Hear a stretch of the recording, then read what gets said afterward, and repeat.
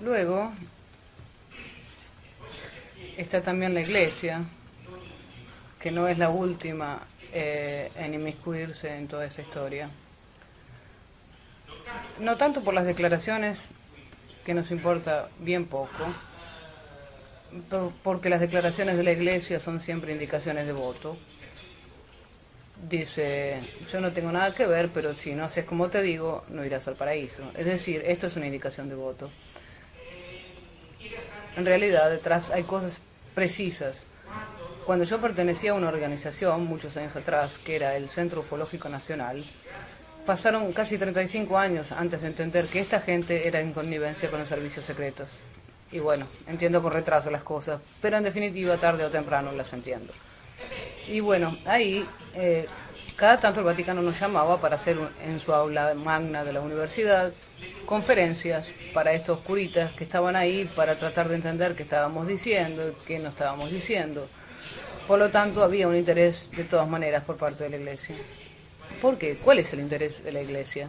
La Iglesia tiene el interés de defender su posición política. Su posición política es, estaba Dios, luego vino Jesús, que era su hijo, luego descendió a la tierra y hemos hecho el pacto de la Gran Alianza, por lo que nosotros de alguna manera hemos sido salvados.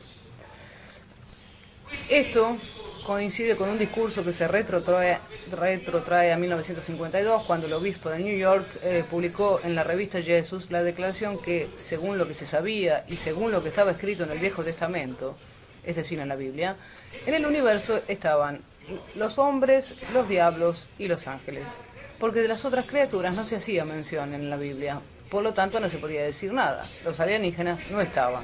Esta es la misma posición que tiene todavía hoy el padre Amort, que es un conocido exorcista de la Iglesia Católica, que no hace más de 2 meses atrás ha declarado en una entrevista en Internet, pero algunos meses antes había declarado en televisión, que no existen los alienígenas, sino que existen los diablos. Uno dice, bueno, pongámonos de acuerdo sobre el nombre, vos lo llamas diablos y yo lo llamo alienígenas. No, él insiste, no existen los alienígenas.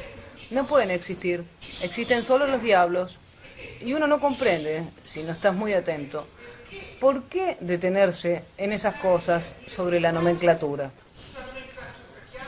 Llamaros Pepito, ¿A quién le importa? Existen algunas cosas, ¿no? No se pueden llamar alienígenas para la Iglesia. ¿Por cuál motivo?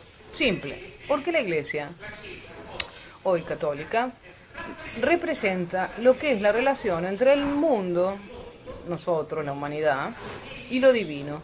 Y la Iglesia hace de mediador. Es ella quien te dice cómo te tenés que comportar si querés pasar para allá.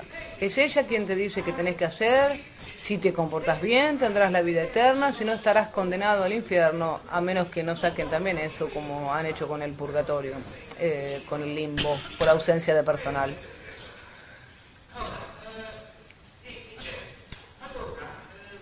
En realidad, si yo llamo a los diablos alienígenas, por lo tanto, digo, miren que podíamos llamar los diablos hasta el año 1500, hoy tenemos las ideas un poco más claras, llamémoslo alienígenas y vayamos a ver qué hacen.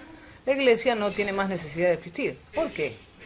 Porque no está más la necesidad de que sea ella quien te dice qué tenés que hacer o qué no tenés que hacer para no estar poseídos por los demonios. Tu batalla pasa a través de sus consejos, pero si los demonios no existen más, la Iglesia no sirve más para nada. Pero los alienígenas existen, entonces sería la ciencia quien se interesara a estas cosas. En ese caso la Iglesia perdería su espacio político y ese es su problema. No tiene ningún otro interés en toda esta historia, es solo una problemática puramente política, de manejo. Bueno, en el medio de todo este lío, nosotros teníamos continuamente los testimonios de personas que veían objetos voladores no identificados fuera de la ventana de su casa. Los filmaban. Los marcianos o quienes cuernos fueran, le entraban en la habitación, les hacían cosas. Estaban esas interferencias fuertes. Centenares de personas, primero decenas, después centenares, después miles de personas, en Italia, en el mundo, por todos lados. Entonces, o teníamos una manga de locos de los cuales nunca nos habíamos dado cuenta. Nosotros no nos habíamos dado cuenta, porque los otros sí. O si no, existía un fenómeno que era real. Porque yo no puedo seguir sosteniendo que si veo 100 personas que mañana me dicen que han visto un asno que vuela, esas 100 personas están locas, porque a mí me dijeron que los asnos no vuelan. Será necesario que revea mis conceptos. No hay nada que hacer, ¿eh? Quizás antes no volaban, pero después pasó algo, una magia, por lo que ahora los asnos vuelan, porque verdaderamente estamos circundados de millones de testimonios en el mundo. Estos testimonios tienen sus características. Ante todo, son todos iguales, todos iguales. Si viste un UFO, está hecho de esa manera. No hay 6.000 tipos de UFO. Hay 10, 12, 5, todos hechos de ese modo. Es como el modelo de la Fiat 500. Hay 10, son esos, no hay otros en todo el mundo. Desde la Mesopotamia, América Latina, iguales. El alienígena que sale del platillo volador, que entra en tu vida y te dice cosas que después, cuando vas a contarlas a los que te están cerca, te dicen que estás loco, es siempre el mismo. Se puede decir, bueno, son sueños que tenés en tu cerebro porque tu ADN lo tiene dentro. Como decía Jung. Jung decía esto. Él ha escrito un librito sobre los UFO, se llamaba Ein Modern Mythen, un mito moderno en alemán, publicado por Zonzonio hace muchos años. Será un librito de 40 páginas nomás, donde en un cierto momento te dice, los UFO son algo que están dentro, como un sueño arquetípico que tenemos dentro nuestro porque está estampado en nuestro ADN. No existe, pero está en nuestra mente. Quiere decir otra cosa. No es el alienígena que viene, es un sueño. Pero dice, hay cosas que me han tocado escuchar que son extrañas y yo no logro entender de qué se trata. Lo dice el mismísimo Jung.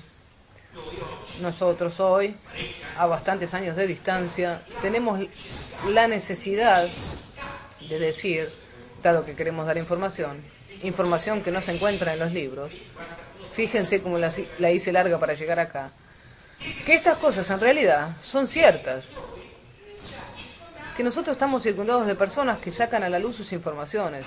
Entonces, cuando hemos descubierto esto, también hemos decidido que tal vez valía la pena estudiar este fenómeno un poco más correctamente. La gente dice, ¿qué haces? ¿Estudias los UFO? Sos un tonto. ¿Vas atrás de los marcianos? Sos un tonto. Sí, entiendo, pero atención, porque hay elecciones que uno hace en la vida. Es cierto que si estudias este problema y decís, mira, estoy estudiando esta cosa, te toman todos el pelo. Absolutamente es cierto. Pero después, a largo plazo, cuando empezás a descubrir una a una las cosas y a obtener las claves de lectura, la gente después se queda mal cuando le escribís claramente qué es lo que está pasando, porque todo ese castillo de cartas que se había construido, que se le habían dicho en la escuela, en la primaria, que están las reglas de la sociedad, están los buenos, están los malos, están lo lleno, lo vacío, está el dualismo del universo, se descubre que no son verdaderas. Está el Papa que es tan bueno, están los ángeles del cielo que te quieren tanto, y se descubre que nada es verdadero, es decir, un engaño, que está a la derecha, que está a la izquierda, que no es cierto. Ustedes votan sin darse cuenta, están siempre votando a aquellos que eran los viejos votos de la democracia cristiana, que se ha esparcido a derecha e izquierda por todo el arco constitucional. Ahora tenemos tres democracias cristianas, una de derecha, una de centro de Casina y una de izquierda que es del partido de Beltroni. La gente dice, pero ¿cómo? ¿Se copian los programas entre ellos? Es obvio, es siempre el mismo programa. Entonces, ¿por qué? Simple.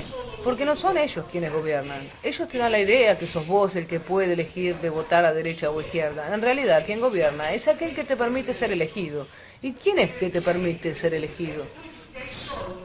¿Quién te da el dinero que te permite, que te da la posibilidad de manejar tu campaña electoral? ¿Y quién es el que tiene todo este dinero? Los industriales. El industrial que da dinero a la derecha y a la izquierda, a las dos. Así cualquiera que gane sabe que el político hará las leyes que necesita para seguir adelante. Es obvio.